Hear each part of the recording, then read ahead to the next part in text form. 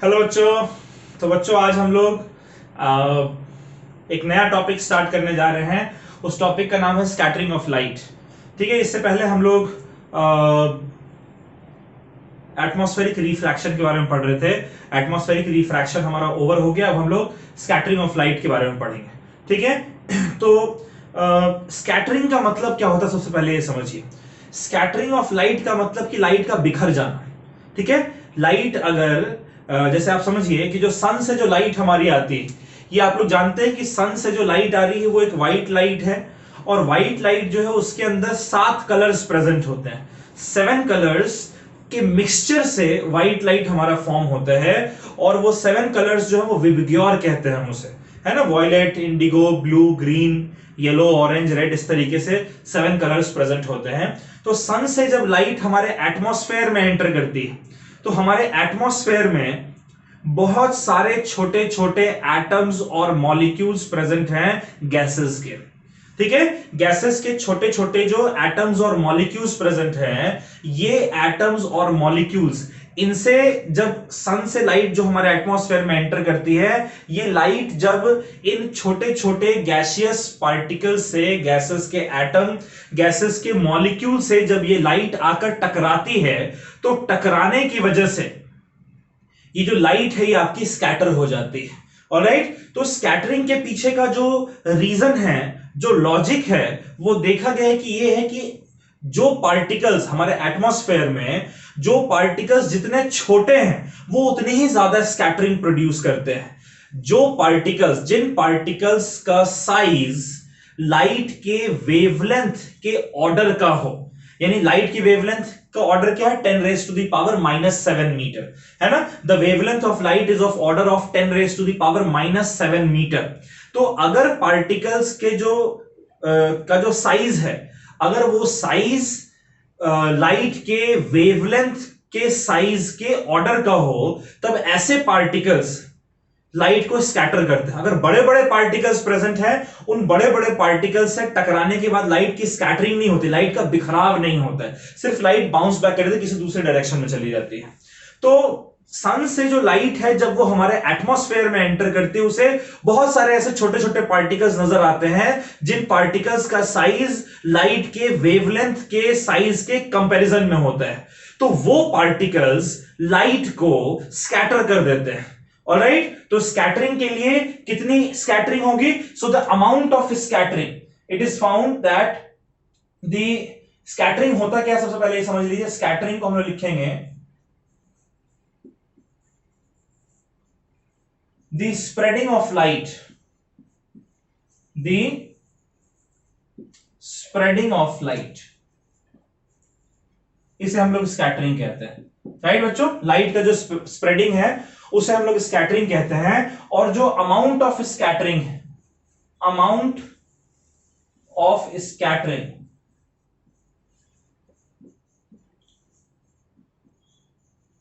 इसे हम लोग आई सिंबल से रिप्रेजेंट करते हैं। और ये जो अमाउंट ऑफ स्कैटरिंग है, it is found to be inversely proportional to the wavelength of light. In fact wavelength के 4th पावर का, वेवलेंथ को हम लोग लैम्डा सिंबल से रिप्रेजेंट करते हैं। ये होता है लैम्डा, ये आप 9th में पढ़ चुके हैं। ठीक है, ग्रीक अल्फाबेट है लैम्डा। तो जो अमाउंट ऑफ स्कैटरिंग है या इंटेंसिटी ऑफ स्कैटरिंग जो है, it is inversely proportional to the 4th power of wavelength of light, and it is also inversely proportional to the wavelength of particle. देखिए, अगर particle, size of particle, तो इसका मतलब है कि आप समझिए कि जो अमाउंट ऑफ स्कैटरिंग, जो अमाउंट ऑफ स्कैटरिंग है बच्चों,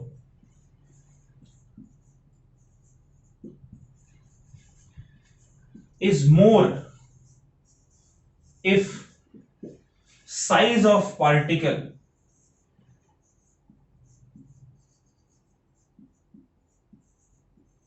is less। ठीक है, और जो अमाउंट ऑफ स्कैटरिंग है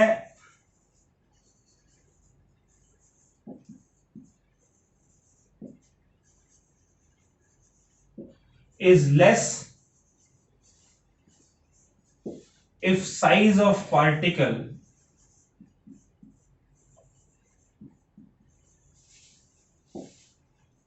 is large। ये लॉजिक समझिएगा। ठीक है, स्कैटरिंग क्या होता है? The spreading of light. जो भी लाइट सन से आ रही है हमारे एटमॉस्फेयर में, अगर वो स्प्रेड हो जाए हमारे एटमॉस्फेयर में, तो हम कहते हैं कि लाइट का स्कैटरिंग हो रहा है। अब लाइट का जो स्कैटरिंग है, कौन से लाइट का? जो सन से जो लाइट हमारे एटमॉस्फेयर में आ रही है, उस लाइट की कितनी स्कैटरिंग होगी, amount of scattering, that scattering is inversely proportional to the fourth power of wavelength of light. और दूसरी बात, जो अमाउंट ऑफ स्कैटरिंग है वो पार्टिकल, जो हमारे एटमॉस्फेयर में जो पार्टिकल प्रेजेंट है, उन पार्टिकल के साइज के ऊपर भी डिपेंड करता है। अगर पार्टिकल का साइज ज्यादा हुआ तो उस केस में वो कम स्कैटर कर पाएगा हमारे लाइट को, कम बिखेर पाएगा हमारी लाइट को। और अगर उस पार्टिकल का साइज कम है तब वो ज्यादा स्कैटर कर पाएगा। उसी तरीके से अगर लाइट की वेवलेंथ ज्यादा है, अगर लाइट की वेवलेंथ ज्यादा है तब उसकी स्कैटरिंग ज्यादा होगी। Greater the wavelength of light, greater the wavelength of light,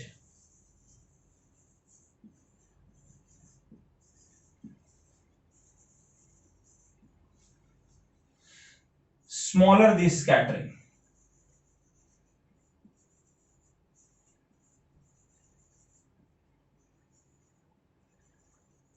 ठीक है, इसको ध्यान से समझिएगा। अगर लाइट की वेवलेंथ ज्यादा हुई तो उसकी स्कैटरिंग कम होगी, एंड वाइस वर्सा, यानी कि उसका उल्टा भी ट्रू होगा। दैट मीन्स अगर लाइट की वेवलेंथ ज्यादा तो उसकी स्कैटरिंग कम, और अगर लाइट की वेवलेंथ कम तो उसकी स्कैटरिंग ज्यादा। देखिए, लाइट की वेवलेंथ ज्यादा, डिनोमिनेटर ज्यादा, यानी स्कैटरिंग कम, और लाइट की वेवलेंथ कम यानी डिनोमिनेटर कम, इसलिए स्कैटरिंग ज्यादा।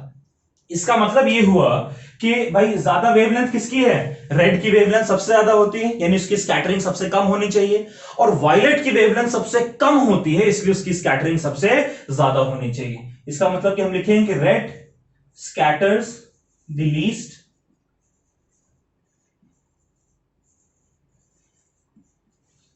एंड वायलेट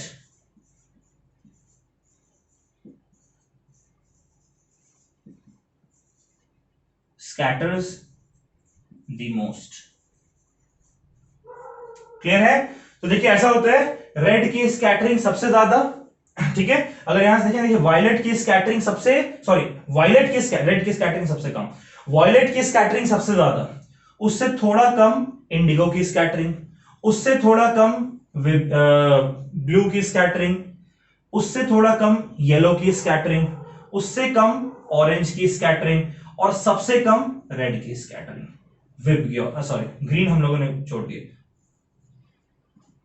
ठीक है, तो अमाउंट ऑफ स्कैटरिंग इस डायरेक्शन में होता है। रेड सबसे कम, उससे ज्यादा ऑरेंज, उससे ज्यादा येलो, उससे ज्यादा ग्रीन, उससे ज्यादा ब्लू, उससे ज्यादा इंडिगो, सबसे ज्यादा वायलेट। क्लियर है? तो यहां तक आप बात समझ रहे हैं? मैं एक बार समराइज कर दे रहा हूं उसको। देखिए, सन से जो लाइट है जब वो हमारे एटमॉस्फेयर में एंटर करती है तो हमारे एटमॉस्फेयर में बहुत सारे छोटे छोटे एटम्स और मॉलिक्यूल्स प्रेजेंट होते हैं, गैसेस के, डस्ट पार्टिकल्स के छोटे छोटे पार्टिकल्स प्रेजेंट होते हैं। ये जो पार्टिकल्स हैं, जो एटम्स हैं, जो मॉलिक्यूल्स हैं, ये लाइट को स्कैटर करते हैं। देखा गया है कि जिस पार्टिकल का साइज जितना कम, वो लाइट को उतना ही ज्यादा स्कैटर करता है, और जिस पार्टिकल का साइज जितना ज्यादा, वो लाइट को उतना ही कम स्कैटर करता है। लकीली हमारे एटमॉस्फेयर में ऐसे पार्टिकल्स प्रेजेंट हैं जिनका साइज बहुत छोटा है, और वो काफी अच्छा खासा स्कैटरिंग जो वो प्रोड्यूस करते हैं। इसके अलावा सन से जो लाइट आती है वो 7 कलर्स की लाइट है। ठीक है, तो उन 7 कलर्स में भी अलग अलग अमाउंट ऑफ स्कैटरिंग देखने को मिला है। देखने को मिला कि जिस लाइट की वेवलेंथ ज्यादा होगी उसकी स्कैटरिंग कम होगी पार्टिकल्स के द्वारा, और जिस लाइट की वेवलेंथ कम होगी उसकी स्कैटरिंग उतनी ज्यादा होगी पार्टिकल्स के द्वारा। इस वजह से रेड की स्कैटरिंग, चूंकि रेड की वेवलेंथ सबसे ज्यादा है हम जानते हैं, इसलिए उसकी स्कैटरिंग सबसे कम है, और वॉयलेट की वेवलेंथ सबसे कम है, इस वजह से उसकी स्कैटरिंग जो है वो सबसे ज्यादा है। तो ये जो स्कैटरिंग ऑफ लाइट है, इस पे बेस्ड हम लोग कुछ फिनोमेना जो हम पढ़ने जा रहे हैं, जैसे ब्लूइश कलर ऑफ स्काई है, और reddish colour of sun during sunrise and sunset है, व्हाइट कलर ऑफ क्लाउड्स हैं। तो इस तरीके के जो फिनोमेना हैं इनको हम लोग एक एक करके पढ़ेंगे। पहले आप इसको नोट कर लीजिए।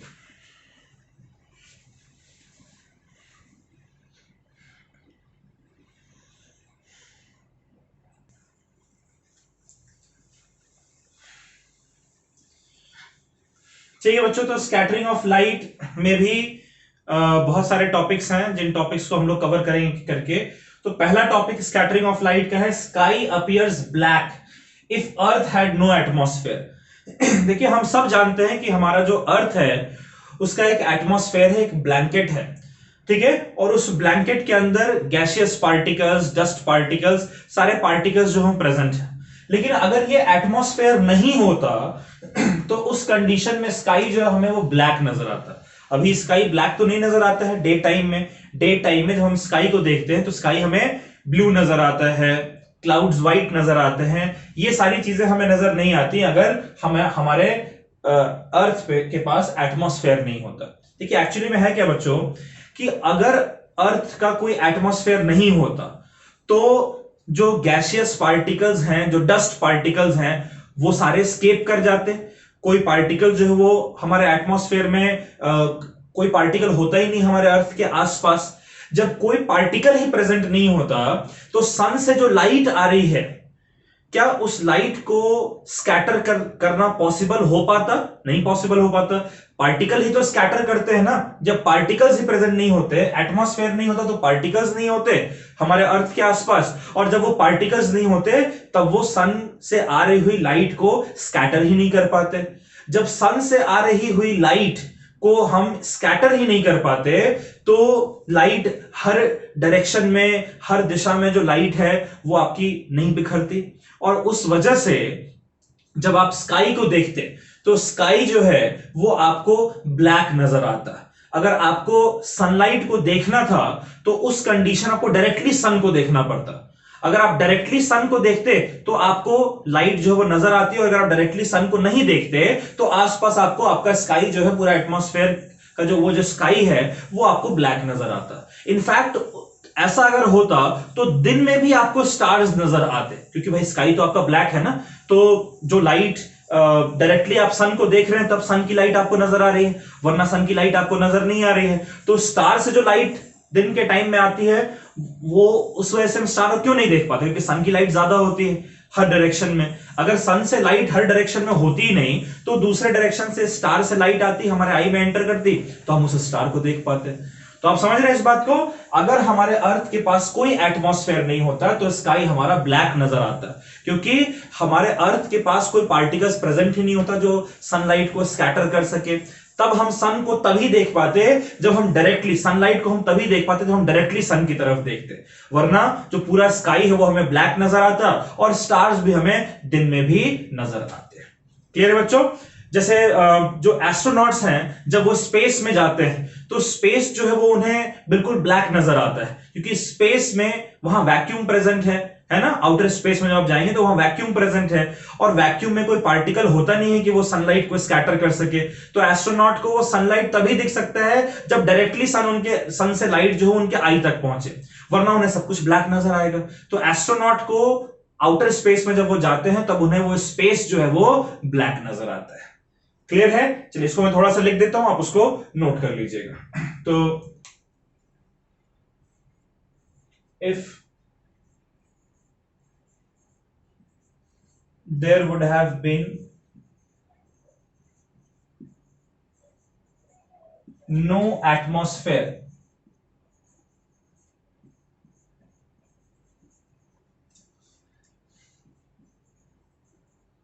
then in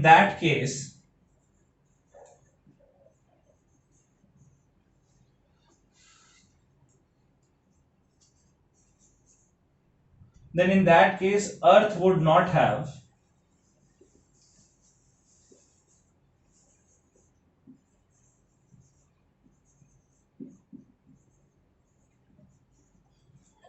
then in that case earth would not have any gaseous or dust particles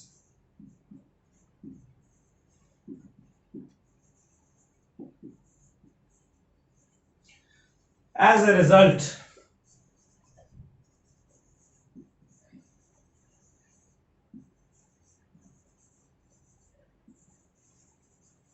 There would have been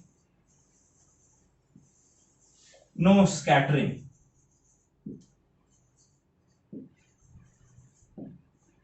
in this case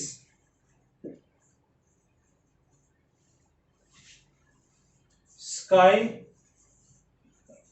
would appear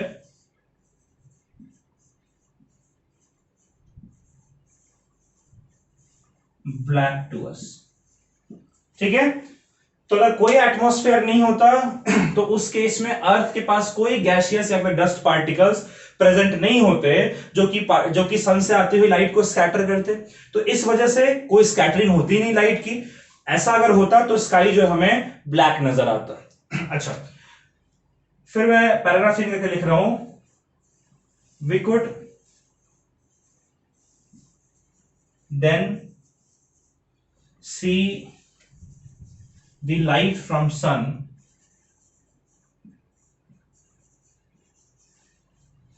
only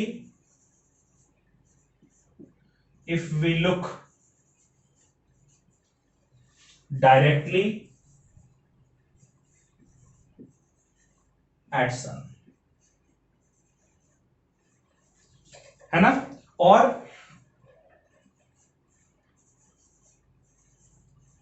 we would have been able to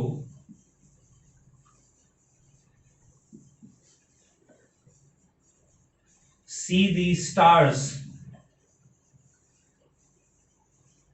also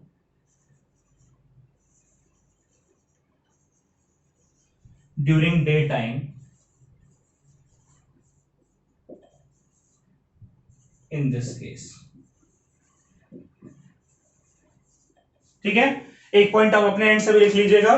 कई बार सवाल पूछ दिया जाता है कि why sky appears black to astronauts, तो आप कहेंगे कि एस्ट्रोनॉट्स जब आउटर स्पेस में होते हैं, तो जब एस्ट्रोनॉट्स जब स्पेस में होते हैं वहां कोई पार्टिकल नहीं है स्कैटर करने के लिए लाइट को, इस वजह से उन्हें लाइट जो है वो उनके आई तक कोई लाइट नहीं पहुंचती, जो स्काई है वो उन्हें ब्लैक नजर आता है. इसको नोट कर लीजिए बच्चों.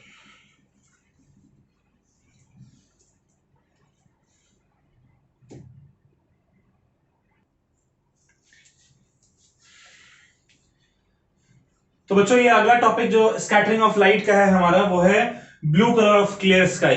आपने नोटिस किया होगा कि जिस दिन क्लाउड्स नहीं होते, बहुत कम क्लाउड्स हैं, क्लाउड्स नहीं हैं, तो जो क्लियर स्काई होता है वो आपको ब्लू कलर का नजर आता है, राइट. उसके पीछे का लॉजिक क्या है? देखिए, हमने स्कैटरिंग में सीखा है कि सन से जो लाइट हमारी एटमॉस्फेयर में एंटर करती है, एटमॉस्फेयर होने की वजह से गैसियस पार्टिकल्स हैं, डस्ट पार्टिकल्स हैं, और जब वो छोटे छोटे पार्टिकल्स जो है वो लाइट को स्कैटर कर देते हैं. स्कैटर करने की वजह से वो लाइट जो स्कैटर होती है, स्कैटर होकर वो लाइट हमारे आई तक पहुंचती है. देखिए, सन से जो लाइट आ रही है व्हाइट लाइट, वो व्हाइट लाइट जो है वो 7 कलर से कंपोज्ड है, राइट. अब वो जो 7 कलर्स हैं, उन सातों अलग अलग कलर्स की जो वेवलेंथ है वो अलग अलग है. और हमने ये भी सीखा था स्कैटरिंग ऑफ लाइट में कि जिस लाइट की वेवलेंथ जितनी ज्यादा उसकी स्कैटरिंग उतनी ही कम, और जिस लाइट की वेवलेंथ जितनी कम उसकी स्कैटरिंग उतनी ही ज्यादा. तो आउट ऑफ ऑल दो 7 कलर्स, जो व्हाइट लाइट में जो 7 कलर्स प्रेजेंट हैं, उनमें से सबसे कम वेवलेंथ वायलेट का है. इसका मतलब कि वायलेट लाइट जो है वो पार्टिकल से टकराने के बाद सबसे ज्यादा स्कैटर कर रही है हमारे एटमॉस्फेयर में. लेकिन जो स्काई है वो हमें वॉयलेट कलर का नजर नहीं आता है, हमारा एटमॉस्फेयर हमें वॉयलेट कलर का नजर नहीं आता है. इसके पीछे का लॉजिक क्या है? देखिए, दूर के डिस्टेंस के लिए हमारी आई जो है वो वॉयलेट कलर के लिए सेंसिटिव बिल्कुल भी नहीं है. इसीलिए हालांकि सबसे ज्यादा स्कैटरिंग वॉयलेट की है, लेकिन हमें स्काई वॉयलेट कलर का अपीयर नहीं होता है. उसी तरीके से वॉयलेट को अगर हटा दें तो वॉयलेट के बाद सबसे ज्यादा स्कैटरिंग जो है वो इंडिगो की है. लेकिन इंडिगो के लिए भी, जैसे वॉयलेट के लिए हमारी आई सेंसिटिव नहीं है, वैसे इंडिगो के लिए भी हमारी आई दूर के डिस्टेंस के लिए सेंसिटिव नहीं है.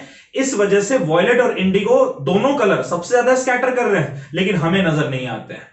उसके बाद वॉयलेट और इंडिगो को अगर आप हटा दीजिए तो उसके बाद सबसे ज्यादा स्कैटरिंग जो है वो ब्लू कलर की है.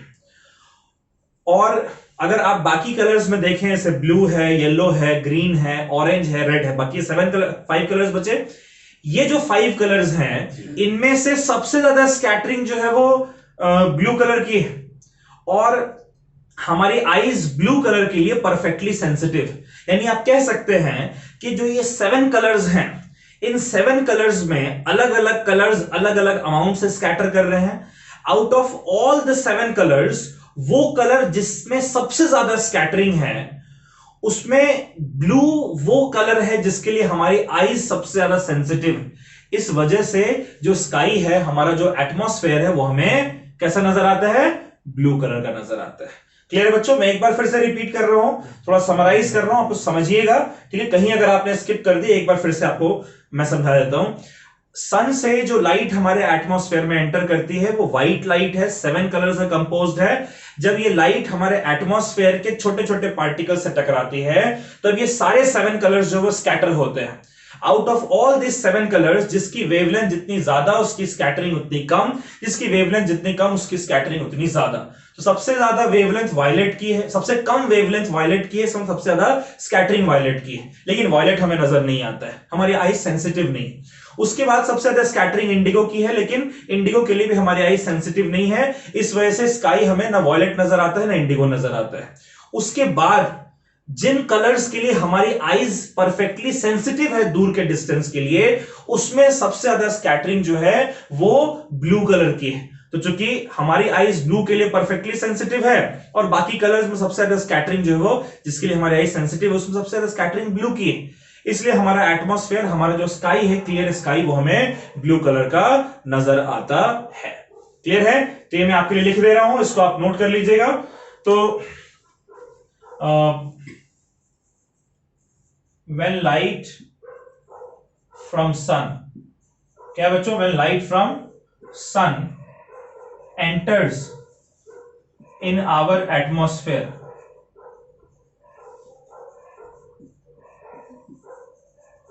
ठीक है? when light from sun enters in our atmosphere, all 7 colors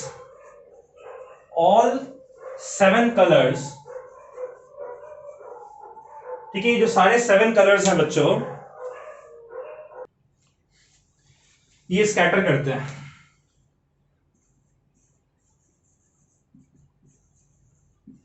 ठीक है? All 7 colours scatters by different amount, अलग अलग अमाउंट से।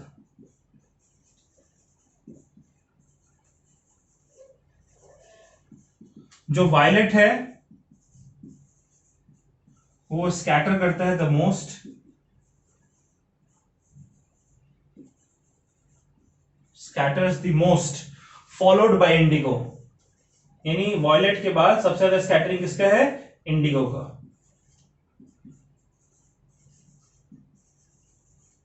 However,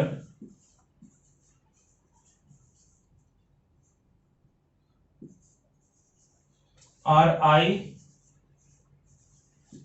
is not sensitive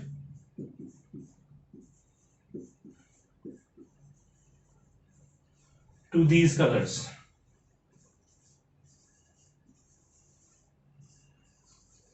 for long distance। Clear है?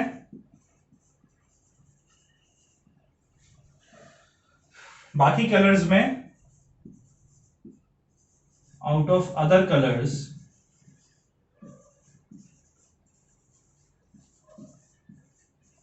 for which our eye is sensitive,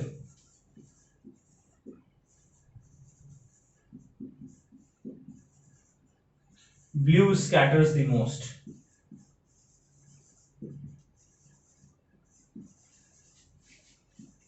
ठीक है बच्चों? इस वजह से जो स्काई है वो हमें कैसा अपीयर होता है? ब्लू अपीयर होता है।